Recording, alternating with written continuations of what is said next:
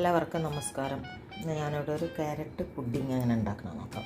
അതിലേക്ക് ഞാനൊരു ഇത്രയും വലിപ്പമുള്ള 3 ക്യാരറ്റ് എടുത്തിട്ടുണ്ട് കേട്ടോ. ഇത് നന്നായി കഴുകിയിട്ട് ഇതിൻ്റെ തൊലിയൊക്കെ ചീവിയിട്ട് കട്ട് ചെയ്തിട്ട് കാണിക്കാം. ഇതിപ്പോൾ ഞാനിവിടെ കട്ട് ചെയ്തിട്ട് മിക്സിയുടെ ജാറിലേക്ക് ഇട്ട് കൊടുത്തിട്ടുണ്ട് കേട്ടോ.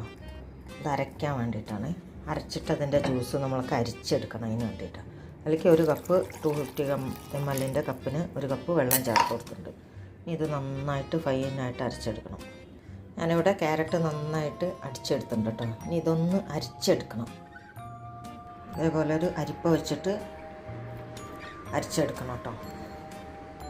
അരിച്ചിട്ട് ഞാൻ കാണിക്കാം. അപ്പോൾ ഞാനതിവിടെ 1 പ്രാവശ്യം അരിച്ചെടുത്തിട്ടുണ്ട് കേട്ടോ. ഇനി 1/2 കപ്പ് വെള്ളം കൂടി ഇതിലേക്ക് ചേർത്തിട്ട് ഒന്നും കൂടി ഒന്ന് നന്നായിട്ട് അരച്ചെടുക്കണം.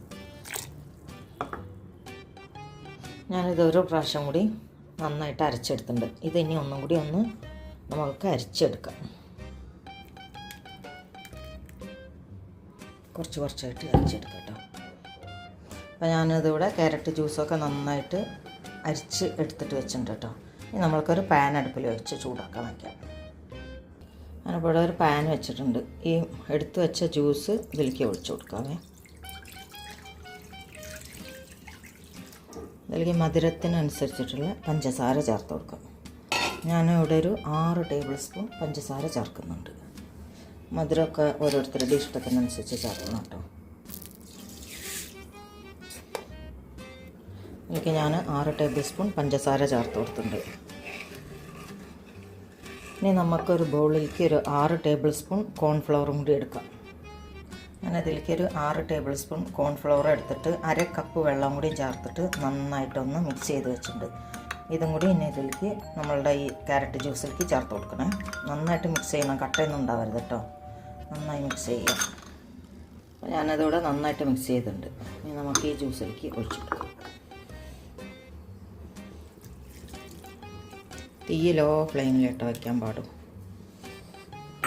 ലോ ഫ്ലെയിമിൽ വെച്ചിട്ട് നന്നായിട്ട് മിക്സ് ചെയ്ത് കൊടുക്കണം.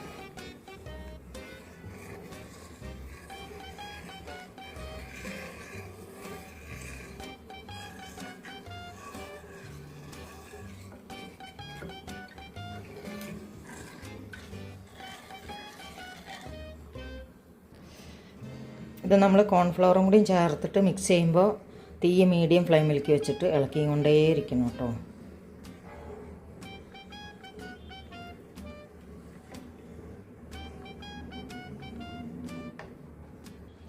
നമ്മളിങ്ങനെ ഇളക്കിയും കൊണ്ടേയിരിക്കുമ്പോൾ ഇതേപോലെ അങ്ങനെ കട്ടിയാവാൻ തുടങ്ങും കേട്ടോ.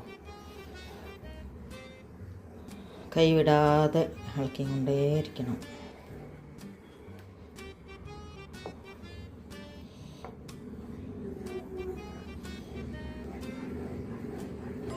ഞാനിപ്പോൾ തീ മീഡിയം ഫ്ലെയിമിൽ തന്നെ കേട്ടോ വെച്ചിരിക്കുന്നു.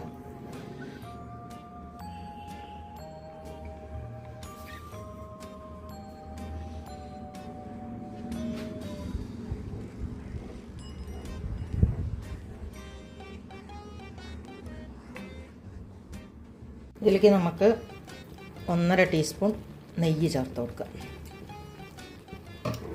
നെയ്യ് ചേർത്തിട്ടൊന്ന് മിക്സാക്കി.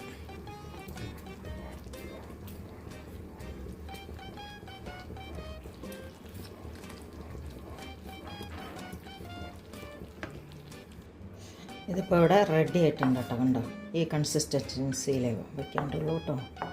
ഇതിൽ കൂടുതൽ കട്ടിയാവരുത്. ഇനി നമ്മൾക്ക് ഇത് ഒഴിച്ച് വയ്ക്കുന്ന പാത്രത്തിലേക്ക് അതിൽ കുറച്ച് നെയ്യോ എണ്ണ എന്തെങ്കിലും തടവിയിട്ട് വെക്കണം. ഞാൻ ഇവിടെ ഒരു പ്ലേറ്റ് എടുത്തിട്ടുണ്ട്. ഇതിലേക്ക് ഞാൻ കുറച്ച് നെയ്യ് ഒഴിച്ചിട്ടുണ്ട്. ഇതൊന്ന് എല്ലായിടത്തേക്കും ഒന്ന് സ്പ്രെഡ് ചെയ്ത് കൊടുക്കാം. അപ്പോൾ ഞാൻ നെയ്യ് പുരട്ടി വെച്ചിട്ടുണ്ട് കേട്ടോ. അതിലേക്ക് ഇത് ചൂടോട് കൂടെ തന്നെ ഇതിലേക്ക് ഒഴിച്ചു കൊടുക്കണേ.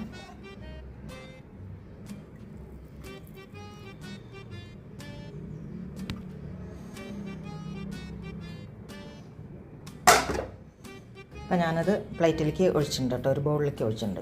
ഇനി ഇതിലേക്ക് നമ്മൾക്ക് കുറച്ച് അണ്ടിപ്പരിപ്പ് ഇട്ട് കൊടുക്കാം. ബദാമോ അണ്ടിപ്പരിപ്പോ എന്ത് വേണമെങ്കിലും ചെയ്യാം കേട്ടോ. കുറച്ച് അണ്ടിപ്പരിപ്പ് ഇട്ട് കൊടുക്കുന്നത് അതേപോലെ ഇട്ട് കൊടുക്കാം.